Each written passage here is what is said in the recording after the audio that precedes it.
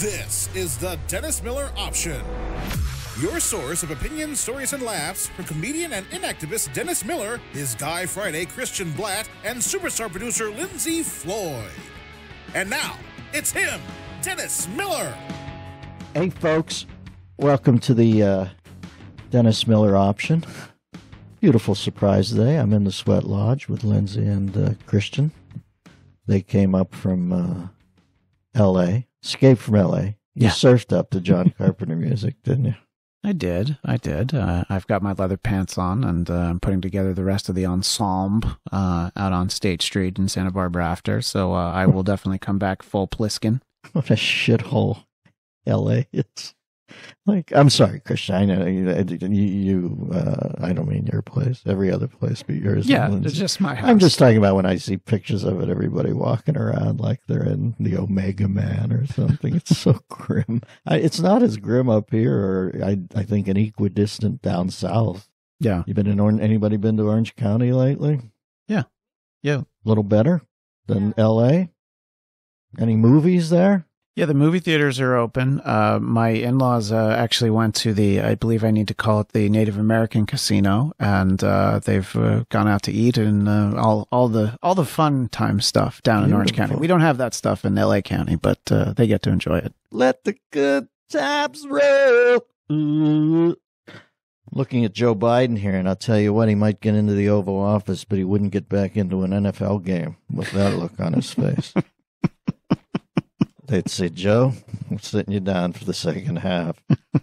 Because, he overwears a mask. Is that possible? I always feel like he's going in to perform surgery on Darth Vader or something with that mask. Lord Vader, you have a stone in your Vader penis. Use the forceps, Luke. Or no, Luke was not, you know what I'm saying. It's all Star Wars. That's fine. Anywho, I just throw them all into one big jar. Jar Binks! So, These people gonna die from COVID. Is Jar Jar an early precursor of what Chet Hanks does? Is that patois that he speaks? I think it is, and I do think that I do think that Jar Jar was guilty of cultural appropriation before we knew what it was, you know? So that's Rastafarian patois? Kind of, yeah. I think that's sort of what it is. Can you commit cultural appropriation if the people you're appropriating are too stoned to realize it, or would giggle if they found out? Yeah. If you said to them, we're stealing your entire culture, would it... Really?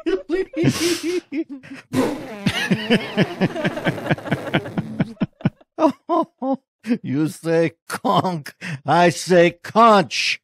You say manada, whatever that is. That's what are we doing today? Who's on? What's the word? We are going to be joined momentarily by the one and only Victor Davis Hanson. I like to call him VDH. That's how he's in my phone. But, you can call him Victor.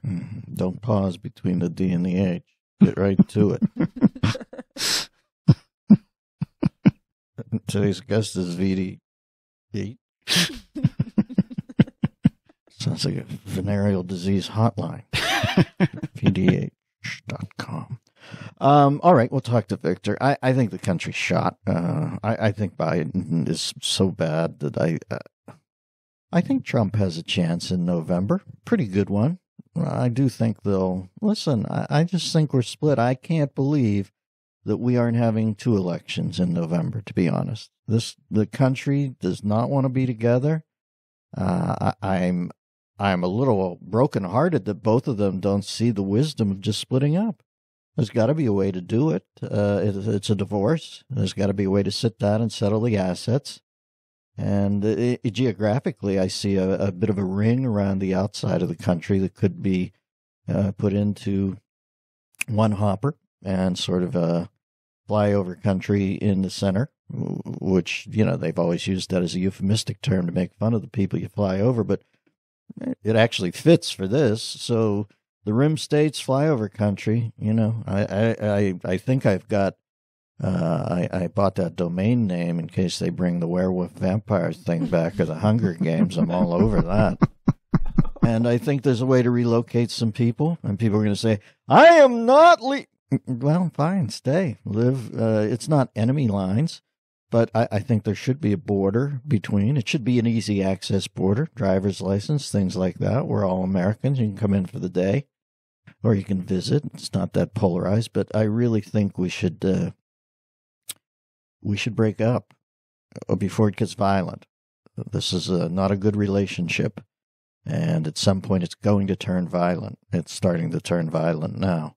And I don't know why, since we're all in this together, we don't go apart. I really don't. I'm not saying this ironically. It seems like such an easy fix. They're embarrassed of liberals are embarrassed of conservatives. Conservatives, I don't think liberals are stupid, like liberals think conservatives are stupid, but conservatives do think liberals have gone mad, quite frankly. I don't think it's an IQ thing from the right to the left. It's more like, what happened? How can you if you just write down a list, I was thinking of it beforehand, and really an honest list of what the liberals want, denuded of any sort of pejoratives or any sort of alliteration or consonants that, Hannity does that incessant mad media mob, but just say, here, 10 things that you want, put it on one side. It's a pretty far gone list now at this point. That open border thing's pretty crazy. And accruing all the benefits that other people have worked for or gone through the naturalization process immediately upon coming in, that's a pretty crazy premise. Biden saying he'd shut this thing down again and put the mask back on, it's odd. It does feel controlling. And there's probably a couple of people on the right would have to explain too. But one of the things that I always think, geez, when did this become you're the bad guy? To think, folks, that as I walked around yesterday, I thought that this is how crazy Lewis G. Carroll upside down this world is now. And I use this term clinically. It's an actual medical term. The morbidly obese are ordering stretch fabric clothing online. Now, that doesn't tell you that the world is upside down. As I was just walking around the other day, I thought, wow, some of the chunkiest people in the world are completely outlined, silhouetted in stretch fabric. Now, as soon as 10 years ago, people were either trying to lose some weight or, wear loose-fitting clothing. For God knows, I've got a midsection that needs covered. I'm not full caftan yet, but definitely I'm one size up on the polo shirt chart. But now, I looked at a couple of people who were unhealthy. I mean, really, you could tell that if they continued to live like that, it would catch up to them. And I thought, geez, you can go your whole life now, not pay any attention, not pay into anything, walk in one day when it does catch up to you and say, I want this, and you haven't played along, and under the pre-existing condition thing, you have to be accepted and taken care of. And people say, that's the human way. I don't know. I'm thinking more about the people whose jaws are hitting the ground who played by the rules or took care of themselves or tried to do a couple sit-ups, just looking at stuff like that and saying, where's my vig? There's vigorish in the betting game where you get a little taste if you take an extra risk or do the right thing. There's no vig left. So I think if you put a list of 10 things together, you could pretty sensibly say, well, I don't believe in that approach. And the only difference is now hey, Victor, you sound like a young Vic Damone, Victor. I like Vic Damone. That's what I'm going to start introducing as our guest is Vic Damone Hanson. They used to call me that in grammar school. Mexican kids did. They thought he was Mexican. They thought he was a Mexican. So at school, they'd say, "You're Vic Damone." That's nice. I can't believe I've already tapped into your past. Yes, I am a seer. Hey, Victor, what are you wearing? What am I wearing? I'm just kidding. Junk clothes like usual. All right.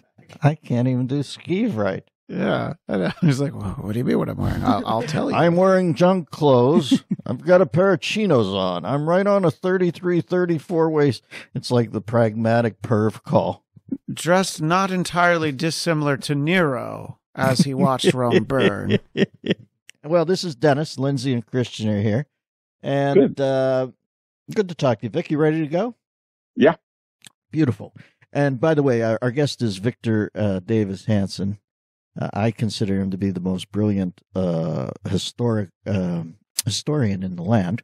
You see him on Tucker, and I love how Tucker gives him wide berth. Some of these guests, for God's sakes, you got to chirp in every 3 seconds because it's like you're playing charades, finishing their sentences for him. But Victor's got stuff to say, and he's wise about it. He's studied about it, and you stay out of the way. Victor, I am. I'll be honest with you. We've had this talk many times. I think very good chance that Trump can win. I think after that, I believe it goes to hell at the end of his second 4 years, and it very well could go to hell in November if he doesn't win. People throw the term around. This is the most consequential election of our certainly 100 years, right? Do you believe that? Not quite, but it's up there with 1940 and 1860 and other landmark decisions that would have, if Lincoln had lost the 1860, we probably would have had a separate Confederacy. And if there were people in 1940 who thought we shouldn't rearm, and they happened to be Republicans, a lot of them. So I think there were key elections like that. Reagan 1980 was obviously very important because that kind of halted or suspended the progressive trajectory. But this one's different in that this isn't the Democratic Party that my parents were in. This is something, it reminds me of the cadet party that opposed the Tsar and then sold out to the Bolsheviks, or maybe somebody in the 60s, or the Jacobins in France. These people are dangerous and they hate America and they are a minority. But what's different from the 1960s is that the mayors, I mean, in the old days, you remember, Dennis, that crazy Sam Yorty and Major Daley and Rizzo, whatever they were old-fashioned Democratic guys that tried to keep order when the riots happened. And you also saw the foundations, the Ford Foundation, the Rockefeller Foundation. They tried to pour money into the systematic causes of supposed racism or unrest, but they didn't condone the violence. Today, the foundational money, the Soros money, the Tides money, it's all going into Black Lives Matter and that agenda. And these blue state mayors and attorney generals and governors, they find it either, useful, or they condone it, or they think eventually the chaos and anarchy will help Trump lose, and then when Biden comes in, it'll magically disappear. Folks, when I was young, I had a recurrent dream, and it was that I would dive into a swimming pool, and I was not a good swimmer, so I think it was an anxiety dream, but the swimming pool would be filled with cereal and milk, and as I went down to the bottom, because I couldn't swim, I would just drink the milk and eat the cereal and then walk out of the pool. Weird dream. What would Dr. Freud say? But cereal was my métier when I was a young kid. I knew them all. I liked the colorful boxes. Then as I got older, I don't know, like all things, you find out everything you dug so much when you're a kid's kind of bad for you. I realized a lot of the cereal full of sugar, junk that you shouldn't eat. I've been trying to cut down on the carbs mostly, also sugar.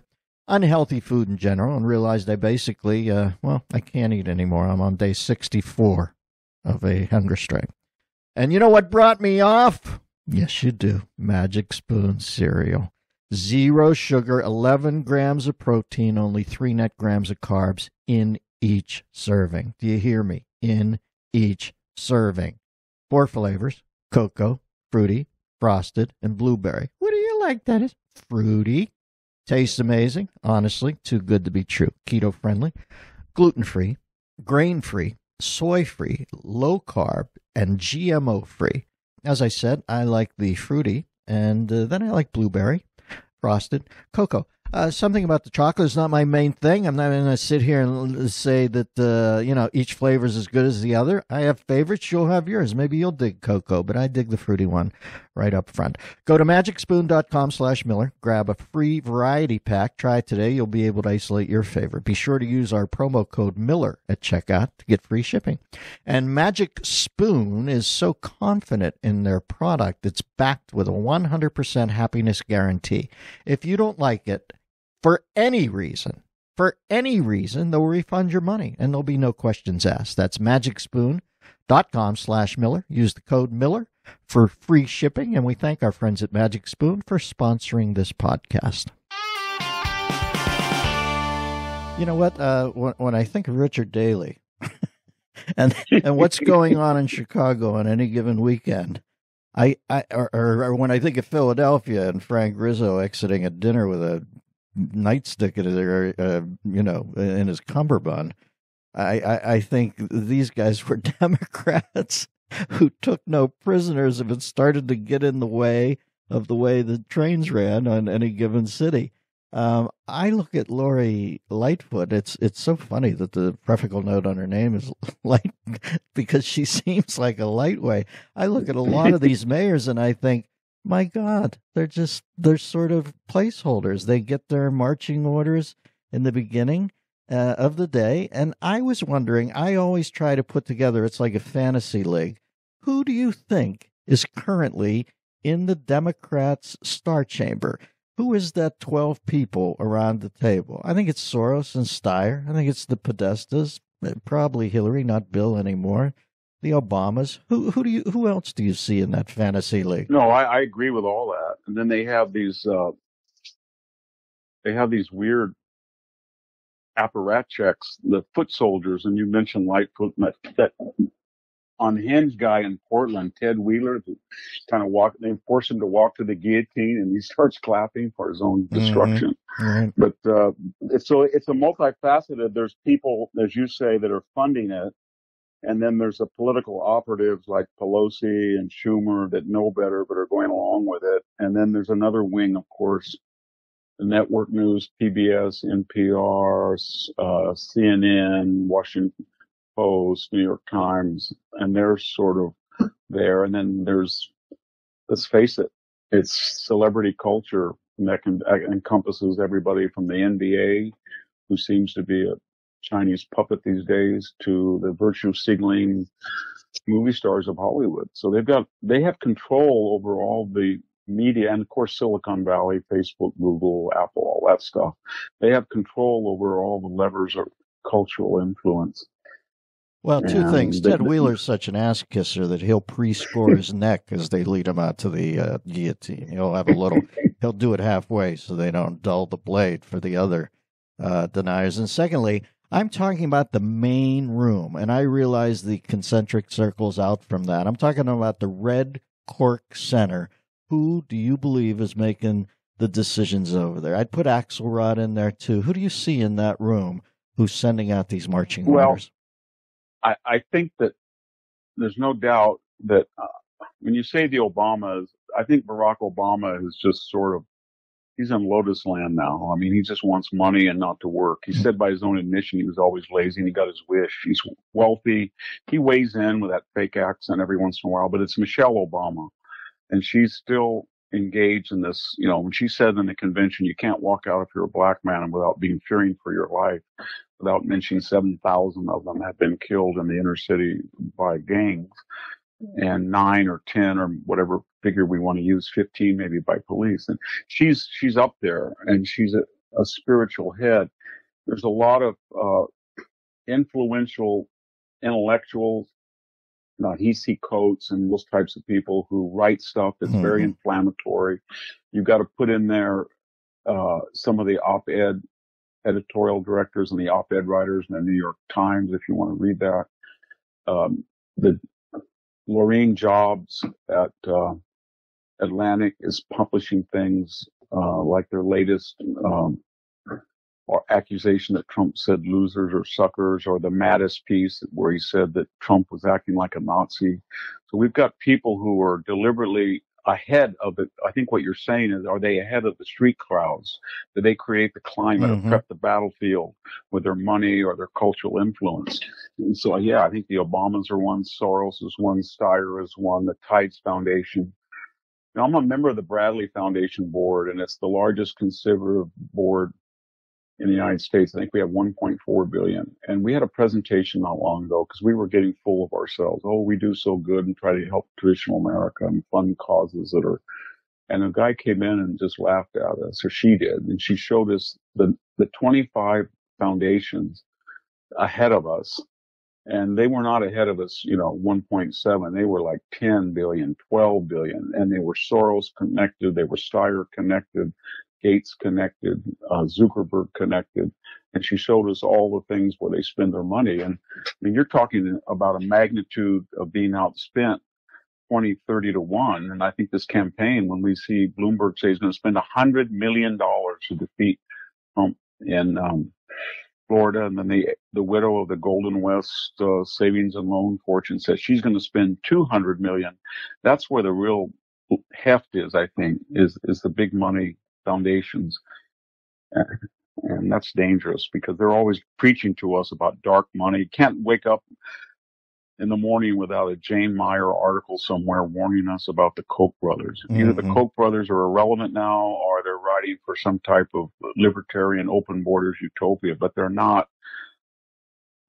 Trump conservatives. And that if they don't like Trump, they want him defeated. And well, so look at Bill Kristol. For God's sakes, I have a friend. I don't even know if I want to say his name, but I talked to him recently, and he's I wouldn't say rock-ribbed conservative his whole life, but he's actively working against Trump now. And he's an operative, I'm sure you know. And like I said, my friendship just keeps me from saying who it is. But I was just absolutely shocked. There is a group of people out there, I can only assume their business model has been compromised, and that's why they want him out. When they talk about Trump being insane, this will tell you how bifurcated it is, Victor. He seems like the sanest president I've ever seen to me, and the most egotistical, and the most gauche, and the most garish at some point. But man, if you're talking about who I've seen as insane in the past, it's some of these people where it's all going to hell in a handbasket, and they just sit there like a Pirates of the Caribbean animatron talking about how good it is. At least Trump is a clarion call, indeed an inflammatory one, but the town bugler as far as I'm concerned. Well, what he did is he came in and said, I don't know what conventional wisdom is, but when I see it, I recognize it as stupidity. So he said the Palestinians, quote unquote, are not the key to the Middle East peace process. They never were. It's basically uniting the Arab countries with their arch enemy, Israel, against a common enemy that wants to nuke them both, Iran, and then telling the Palestinians either get on the train or you're going to be left on the tracks. And I think that's working. And same thing with NATO. It's please see no evil, hear no evil, speak no evil about NATO and the renowned Germany. And the fact is, that was conventional ossification. Germany has changed. It's the most anti-American country. It's pushing its weight around against Eastern Europe on immigration, on the South, on debt, against the UK and Brexit. And they won't pay. So Trump comes along like a bull in a china shop. They're all shocked. And the result is, like in the Middle East, we see progress. We see traction. Germany's now pulling in its horns. People are paying up more for NATO. And same thing with China. Don't dare mention the T word, tariff. China's going to, I think Obama coined the idea of managed decline. They're going to be inevitable hegemons. We have to manage our decline. Capitalism will always lead to democracy, so they'll be like us. They're impressed with Hollywood and Silicon Valley, all that crap. Well, Trump came in and he just looked at the world as a businessman from Manhattan, and it brought results. And you're right about careers. And I was listening to John Bolton the other day. I knew him. I like him. But my God, he was on CNN and he said that Trump was a useful idiot. And I thought, wow, this is projection. You really believe you're going to be on CNN after the election's over and you have no more usefulness for the left? they're going to drop you like a lead weight. And you're the only reason you're on here is because you're criticizing Trump in an election span, and you serve their purposes, and you're trying to hawk a $3 or $4 million profitable book, your purposes. But after that, they have no use for you. Discard. Listen, I was with John once, maybe 50 miles outside of London, England, at a resort. There was some group there. He was, there on an honorarium. I was doing around 45 minutes of comedy. A lot of heavy hitters, a lot of European game board guys. John was a pig in slop. He was right in the middle of it. I enjoyed John's company, but he's there for people who believe what Trump believes in their inner sanctum, but can't say out loud because they're either afraid or think it's too bodacious. He's there to massage the middle and probably walk out with $25K and 2 first-class air tickets. And that business model is starting to be flipped on its head, quite frankly. And that's why John tried to push a few chips in on a tome and make the big hit. Because if Trump takes over again, a lot of this falls at least on deaf ears. You think he's a bull in a china shop. Now he's going to be a bull in a china laboratory after the November. And he is.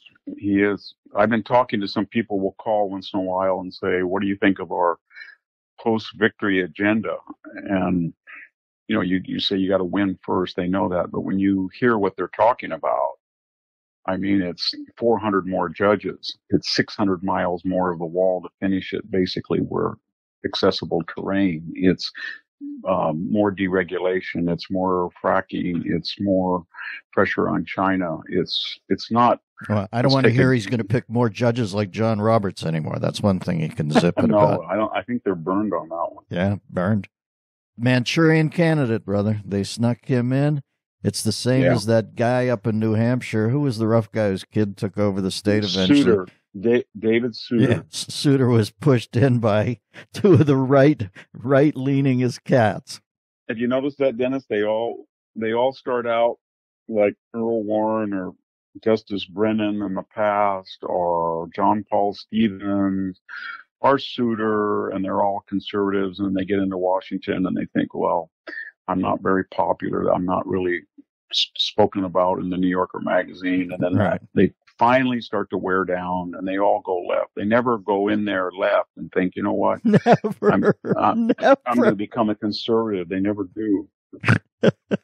Sotomayor, never. They would rather self-immolate themselves than somebody slide left or right. And, speaking of the Supreme Court, if you read the Constitution, it doesn't say there's going to be 9 justices. It says there shall be a Chief Justice and a Supreme Court. And I think it's since 1867 we've had 9. In the old days, before that, they went back and forth. Yeah, but FDR took a run at it, right? He was going to Yeah, but I went over the other day. I was just curious about this because Beto came out of nowhere and said again that we should pack the court the way Roosevelt tried. And so I looked at it and I thought, wow, they want to have 15 judges and get 6 liberals, but can they do it? And I thought if they win the Senate and keep the House and Biden would win and they get rid of the filibuster, the first thing they're going to do is have a bill saying there shall be 15 Supreme Court judges. They'll pass it in the House. Biden will sign it, and they'll appoint 6 people, and you can't filibuster, and that will be the new Supreme Court. I really believe they're going to do that. Me too, and that's why I'm so down. Mitch McConnell is a weak, ineffectual. He is the last guy who had a chance to get rid of the filibuster. They're going to do it They're going to do it more quickly than David Spade used to say, I'm on Saturday Night Live, in between the H and the I in high when we went to nightclubs together. That's how quickly they're going to do away with the filibuster. And they're going to do a lot of other things. They're going to get rid of the Electoral College. We keep thinking, wow, it's in the Constitution. You have to have an amendment with 3/4 of the states, 2/3 of both houses. You do, but not with these guys because they got this thing now where each legislature in the blue states are voting that their electors will mimic or reflect the national vote. And all they need is 270 electoral vote states. And I think they're 75% of the way there. They get rid of the Electoral College and it's going to be a whole new nation. You read the Federalist Papers. Yeah, it's the only college they don't want to pay for. As soon as they bring No. D.C. in and Puerto Rico, there's a few more there. They're even closer to it as far as statehood. Well, Victor, then let's say I'm surprised that earlier when I queried you and you brought up 1940, 1860, Reagan, I'm surprised that you even put it in maybe the 1861, obviously, but Reagan, yeah, I'm glad that he broke the chain of pain, but I also don't view it as hateful or weird or retributive as it's going to be if Donald Trump does not win November 3rd. I think the country begins its cracking up the next day. And I mean really cracking up, going Well, apart. I think it's hard. I think what's scary is that if Trump loses, they won't win the House and they'll lose the Senate. And that means they're going to have nothing in the way because there's no filibuster. And I do think, though, that all the stuff on the street we're seeing that were supposedly spontaneous, they're holding hostage Biden. And Biden is telling the country basically in no uncertain signaling, you guys are in a fetal position. Your hands are over your ears. You just want it to make it all go away. It kind of reminds me of that scene in True Romance where that guy, Elliot, the stool pigeon, is in the room and they're shooting. He says, make it all go away. and that's what the American public like. And Biden, to the degree he's in compos mentis, is saying, you know what, vote for me and I'll make these guys all go away. And I'm not sure I think they'll stop for a while because he's hostage by him. They're going to get the new Green Deal. They're going to get the wealth tax, the 60% income tax, reparations, open borders, Medicare for everybody, health care for illegal aliens. And that's what's scary, that I think that Biden he reminds me, in the Russian Revolution, there were all these Kerensky-like people who kept patting the Bolsheviks on the back, thinking the more we're nice to them, the more we can control them. And they did control them until the war broke out, and then you have the revolution. And Biden and all these guys think, you know what, they're going to do what we say because we're going to give them the revolution. I think there may be quiet after the election, but Harris is going to take over eventually, sooner than later. Biden's a hot air balloon. He's already calling it Harris Biden. Indeed, paging Dr. Freud, she slipped. Yeah. But Biden is actually calling it now Harris Biden. You know, the thing about Biden is when he stands in front of a group of people and says, I'm not going to take away your fracking, he's so addled now that when he goes to give them the wink, there's so much mucilage in his Demento eyes that he can't get the eye back open. They have to have an eye caddy come in. Somebody with one, something that you lift cake off a plate with and get re-slit the eye for him. Here's the thing about home security companies. Most trap you with high prices, tricky contracts, and quite frankly, lousy customer support.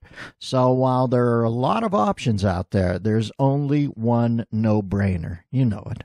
Simply Safe.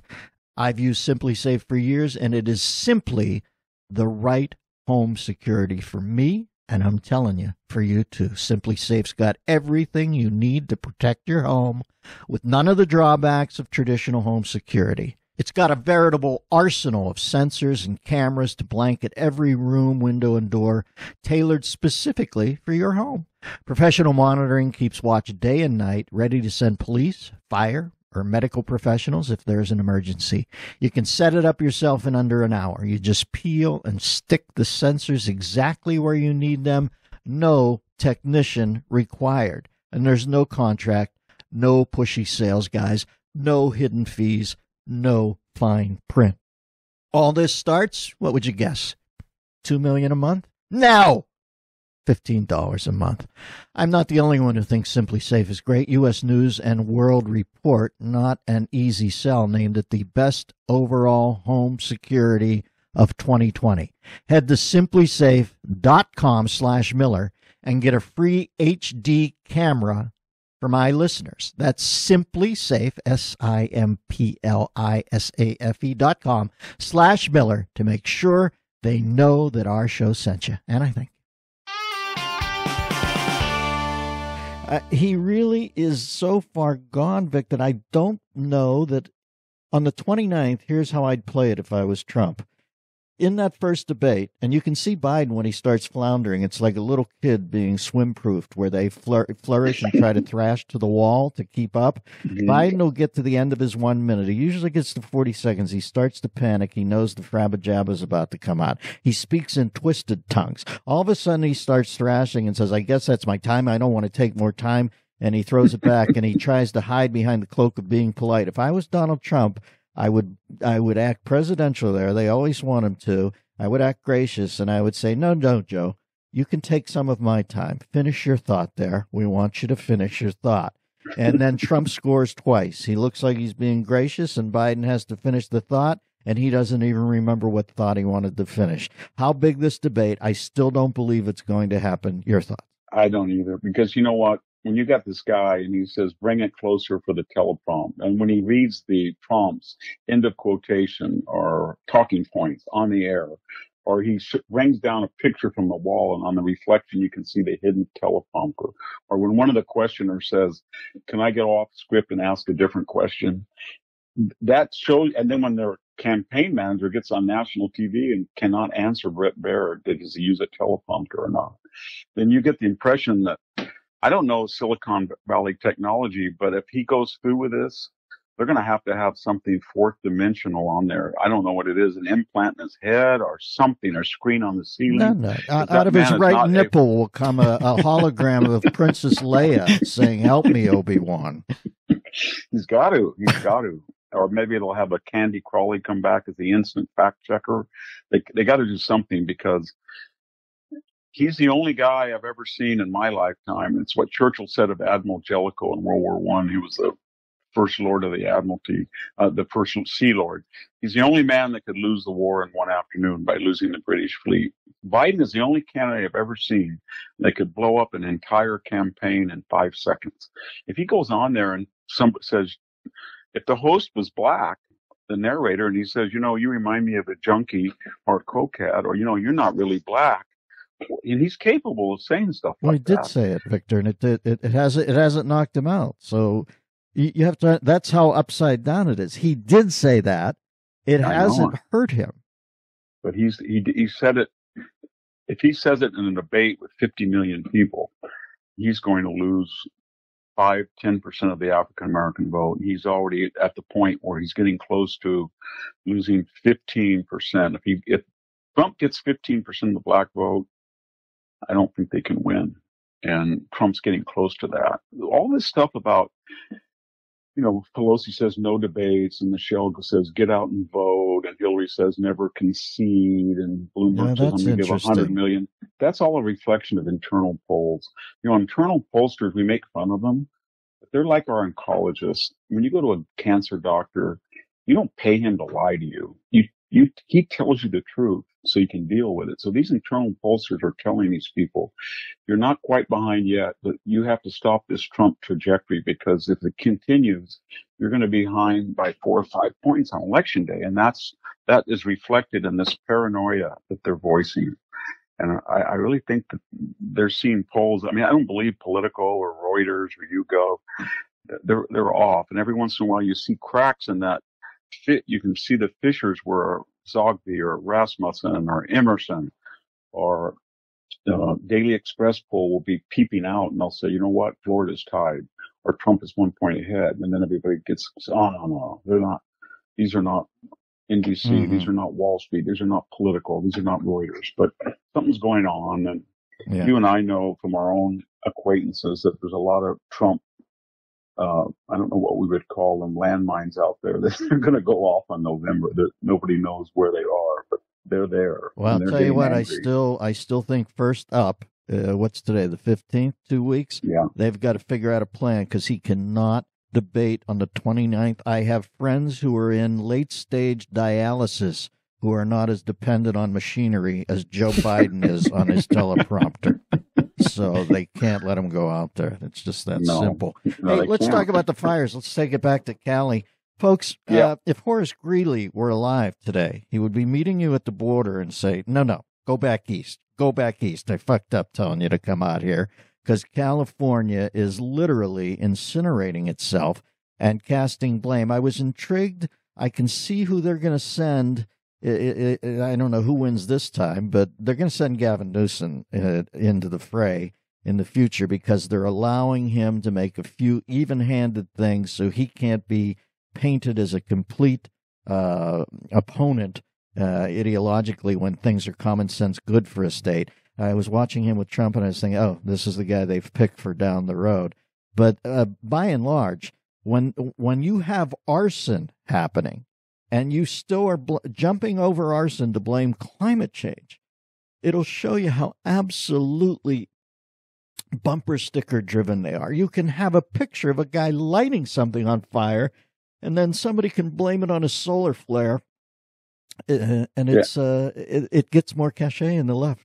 Yeah, I mean, I'm looking out my window here in 45 miles from the tip of the Big Creek fire in Central Sierra, and it looks like nuclear winter, and can't even breathe it.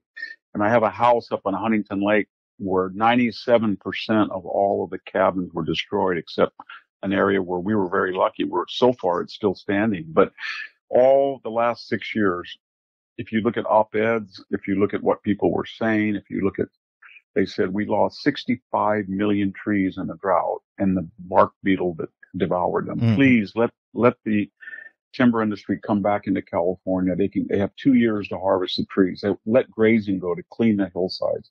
Let there be logging roads. And you read this stuff, and I wrote 4 or 5 things about it and got all this hate mail from these elites. Oh, this is natural mulch. Oh, we're enriching the birds and the woodpeckers and the beetles because this stuff, as in primeval forests, will rot. And all these people said, this is green napalm.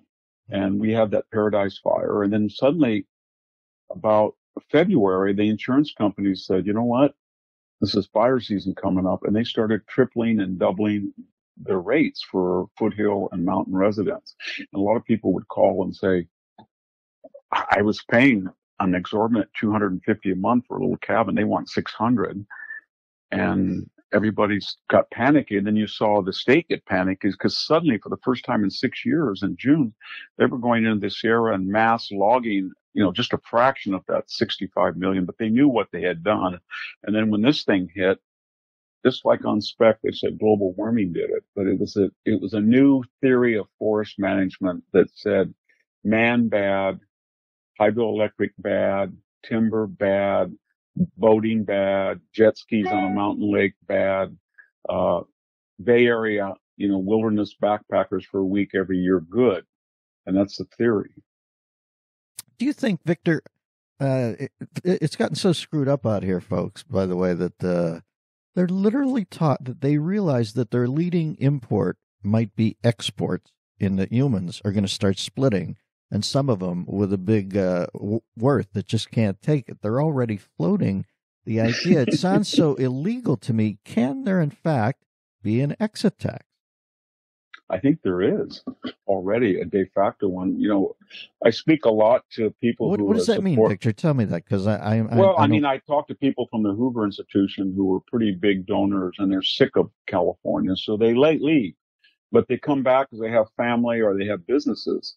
And they tell me the most extraordinary stories. They say the first year they audited me because they looked at my gasoline tax credit cards, and they said I was in the state too much. So they made me pay the full tax. The next year I got smart, so I paid cash. Then they audited my ATM. So then I got really smart, and when I went back in, but they forgot to leave their power on. So they subpoenaed their, in Nevada or whatever they were, their power records. And the point I'm making is they basically told these guys, you may leave the Hotel California, but you're never leaving because we're going to audit you and audit you and audit you. You pay that 13%. And now, as a response to all this COVID, evacuation, recession, fire, looting, arson, what are they doing in the legislature? They're going to raise the income tax from 13.3 to 16%. They're going to get rid of Prop 13 on businesses.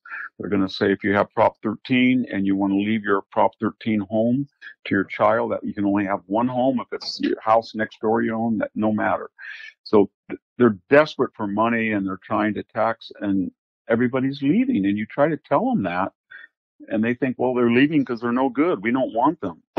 And I don't know where it all ends, but they took paradise and they made it hell. And then places like Texas that are kind of a natural hell, they made into paradise. So people are leaving to go to who would ever want to go to Texas and leave the California coast? But they're doing it. Yeah, they tore down Paradise and put up a parking lot, and they won't even allow a Costco or a Walmart at the end of the parking lot. That's the added chapter out here. There's always an extra twist in the inflict pain on the wealthy chamois. Now, just in closing, Vic, because this is a tidbit I don't get with many people. Do you fear the contretemps between China and Japan out in the Sea of Japan, or do you fear Greek-Turkish rivalry flaring up again? Which one do you think is closer to a overboiling the pot? Well, I think there's a much more likelihood that the Greek-Turkish rivalry will flare up, but I don't think it's got the potential, because you're basically talking about Russia and the Mediterranean and us, and Russia has ties with Greece because of the Orthodoxy thing, and Turkey. So that alliance they have with Turkey is pretty thin. So the United States has been pretty good in telling Turkey that you're the aggressor, and we have a lot of complaints against Turkey, and they know that. So I think between us and their uncertain support from Russia, Turkey is going to back off, and I think they're already backing off. And believe it or not, the anti-American Greeks are really appreciative of the United States suddenly. It's like, wow, we're back to shared inheritors of the Western tradition. But Japan is militarily getting very, very capable. When they name their carriers the Akagi and the Kaga, the two flagships at Pearl Harbor, I think we better pay attention to what they're doing. Jesus, I saw the new head of Japan the other day holding up Tora. Yeah. So I think that they're ready for the Chinese, and I think that's much more dangerous. I don't believe that we were going to preempt, or China was going to preempt because China was going to overtake us. I was always worried that China, where, one American produces twice the goods and services as three Chinese counterparts. I was worried that China was going to implode because of all of its contradictions. And it starts to decline, or it peaks, it's going to get desperate. And that's what I'm worried about. It's going to do something stupid, not because of its, inevitable hegemony over the world, but because it saw what it could be, and it's not going to get there, and it wants to take everybody down. Already, you've certainly seen the female scientist out there who said that's from a Wuhan lab. She's like, I can give you proof positive that sort of virus doesn't exist in nature. It was invented in a lab. Now the only thing is inadvertently released or vertently released to make it I don't think it matters, Dennis. I think when it was released, at first they were contrite. And then they thought that didn't work. And then they accused us of being racist and producing it. And then that didn't work. And then finally it was sort of like, what the F? It left. We didn't know how it got out. But you know what? Wink, nod. It's out now. And you know what? It's true that we banned all flights from Wuhan to internal Chinese cities, but we didn't ban them to SFO or LAX. What the hell are you going to do about it? Oh, there might be another SARS mutation down the road. So I think now they're saying, you know what? Screw you. If we're going to go down, we're going to take everybody with us. And this could happen again. And we're not going to apologize about it. We're going to deny it publicly. But you should be aware of what happened, because we destroyed your blank economy in just under a year in a way that no nuclear bomb could do. And be aware of that. And I think that's what their attitude is now. I know it's election season, and I know that Biden has been greased over the years. How deeply has he been greased by the Chinese over the years? How in bed with him? How in futon with them is he? I think if you take away the word China, the Biden family has zero net worth. 102. I don't think he made much in Ukraine compared to what he's making in China. The Biden siblings wouldn't have any money. Biden wouldn't have built that big house. So they have zero money. Probably true. I think Bloomberg would have 20 or 30% less money. Dianne Feinstein's husband would have 30%. I mean, her chauffeur was a spy for 20 years. Nobody said a word when they found out about it. So, things happen. Head of the Senate Intelligence Committee, no big deal. So I'm worried that, and then LeBron becomes a human rights activist only in the United States. So, and same with Hollywood, part of this anger at Hollywood about African American representation is the Chinese tell us that we want light-skinned actors for export in our market in China. And I'm afraid some Hollywood producers just kind of stealthily do that. So yeah, I saw that they replaced the kid, Joe Malone, the fragrance company, had an ad campaign predicated on a personal story by John Boyega, the black star of the new Star Wars films. And when they got it to China, they had replaced him with a kid who was like Key Luke the 14th or something. It was unbelievable. Even Judd Apatow, God bless him. There are times I don't agree with Judd, but he came out yesterday and said, listen, we're all in their thrall, man. We should just admit it. Right. He's right. So the answer is a long-windy absolutely. Yeah. Well, Biden... Well, then let me go back and close it. Now that we've chatted for a while, Victor, let me go back and close it in the same way I opened it. You really don't think that 50 days from now, or whatever it is, 48 days, that this is the most consequential election in American history? Because I do. Well, I do think it is, but maybe I'm naive. I think Trump's going to win. And I think he's going to win big in the Electoral College. So that's why I'm not as worried as I would. What about the House? Any chance that we get a surprise in the House? No. I think they've got a good chance, especially in California, picking up 6 or 7 seats. And I think I think Trump is surging. I mean, if we were talking about Reagan in May and June of 1980, the guy was down 8 or 9 points, and he blew it open with that economic report in the second and third quarter. It was like 7% GDP growth, and then he basically made Carter look like a ninny in the debate. So I think there's a potential there. I think Biden, if he wins, it's going to be close, but there's a potential, I think, that Trump could blow this thing open if he's careful. What's the October surprise coming from right to left? Durham? Do you see that? Does Durham come out between now and then and indict somebody, or what? Or is Durham just going to... Well, I don't know. There's no more Woodward books to come, and there's no more Vindman books to come, and there's no more recovered memory about Trump said this about Sucker. So, but they'll find something, Access Hollywood 2. I don't know. It'll be something like that. Well, I understand from the left to the right. I know what their October surprises will be. I'm wondering, I'm pretty sure I'd have to think that Trump is sitting on something. I think Cohen just got a taste of it when they went after Trump about him being Aqualung with Cohen's daughter, and the next day they've got Cohen on tape released being Aqualung with his own daughter. Yeah, I do think there's going to be some indictments by Durham. I don't know if it's going to go up to the Comey level, but there's going to be some. And then I do think they're going to have a big foreign affairs development. I don't know if it's going to be as big as Saudi Arabia and recognizing Israel. It'll be something like that, maybe Kuwait or something. So they're working on it. Yeah, every administration does. And, the biggest fear to finish, Dennis, is I'm afraid that he wins the Electoral College pretty easily, and maybe even the popular vote. And then he declares victory.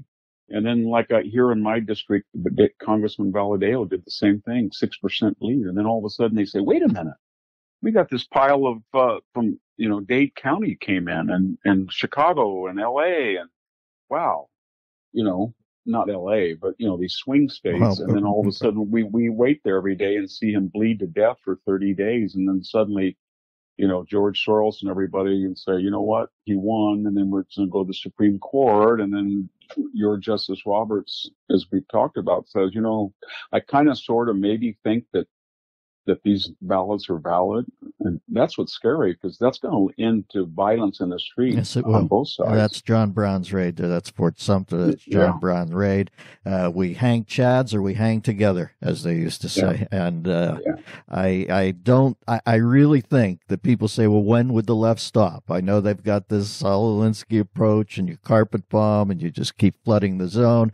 But I do think at some point, if Trump has a 3 to 4 point lead, and they're going to pull in 3 to 4.1 points of votes that we just stumbled on, I think somebody's going to stop them at 3-9 and say, you don't want to do this. This breaks the whole piñata open. The whole shitstorm comes down.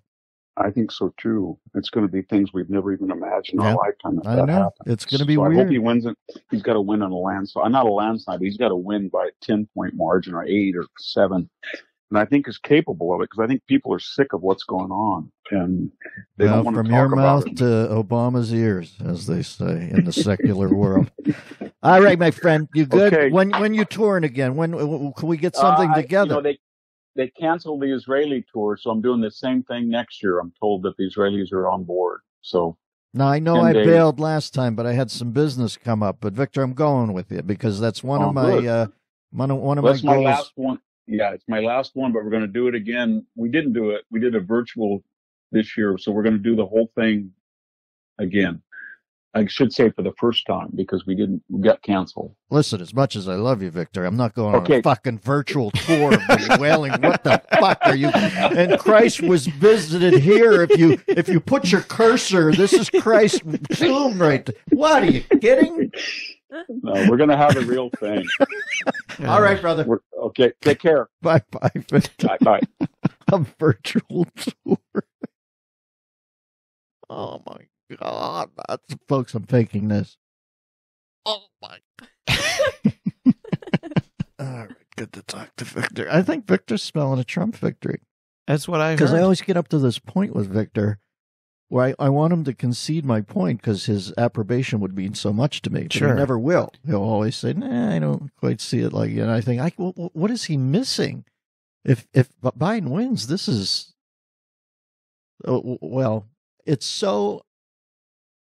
it's going to get so crazy. I don't want to be the guy to go on record and tell you what I think's going to happen, because then they come back at you and you're L. Ron Hubbard. So I'll just say, I think this is the most important election ever. I see where Victor's able to cheat that a little because he thinks Trump's going to win, and by a surprising margin. And it very well could be true. When you look at some of the things on a nightly basis, when you look that Portland hasn't been tamped down, and you just say, well, wait a second, how is this happening? We can't allow this to happen anymore. And I think that it falls on largely deaf ears when they say Donald Trump's causing this. I think people say, no, the locals. Trump's hit that drum enough where he says, I can't go in unless they ask. Please ask. We'll be there tomorrow. We'll solve it. That's been a good play on his part. And I think it's that Stephen Miller cat, what I would have to say is the brain from Kronos inside that room. The balding cat, have you seen him? I think he's the guy who says, no. This is not the time to go in and Gorgo and just smash down the power towers. Lay back, let them look bad. So I think they've got this figured out. I hope so. But I still say Biden doesn't debate, and I'm still not sure he's the candidate. And I know people say you're nuts, and I probably am. But I do think at this point he wouldn't be the candidate if this COVID thing had. Can you imagine? And then you start to think, you don't want to get paranoid or get into conspiracy theories, but you think, what is the only thing that could keep Biden in this dissipated state off the road in a heavily controlled environment where he doesn't have to take questions? What is the only thing that could do that? And it's the sort of a virus where you have to wear a mask and can't be near other people. Coming right up. It's like you always hear the story about Brandon Tartikoff and how they got Miami Vice. It was just a piece of paper that said MTV Cops, and he slid it at somebody. So it's just Michael Mann. Yeah. So pandemic, just slid it across the table, and they're like, "Oh yeah, we can do that. We know how to make one of those. I got a guy in China." There's an interesting guy on Tucker Carlson last night who says this is a classic schematic of a overthrow that we would use in Eastern European nations, our intelligence community. I can't do it justice, but if you go to Tucker's show last night, he was a very interesting cat, man. And Tucker had a couple people on last night that in the past, you would have said, well, who was it last night? The Dr. Mark, whatever his name is, who Tucker uses every night on the COVID. He's always hedging his bets. He's got a little Glenn Beck in him. He likes to stay in the sweet spot in the middle. But the female scientist who worked on this in its earliest stages came on and said this was, of course, released from a lab, and she believes consciously, deliberately. And they came to him, and he said, well, I'm not quite on with that yet. And then he made every point that she made. It's just, you notice that's a new trend in the world right now, is when people have to agree with something reluctantly, they say up front, well, I'm not saying that I believe Trump when he says blank, and then they say everything about it, but they've laid down the covering fire. That's all you have to do is some sort of disassociative sidestep up front to cover yourself, and then you can wade in and agree with it in layered language, whereas Trump just makes these bullish pronouncements. Anyway, good talking to Victor, and I guess we should rock, Christian. Is that the show? That is Bye. the option. Thanks for listening to the Dennis Miller Option, exclusively on Westwood One. Tune in to new episodes every Tuesday and Thursday on the Westwood One app, westwood1.com, and on Apple Podcasts. And remember to rate, review, and share. Until next time, that's the show, and we are out of here. From the Westwood One Podcast Network.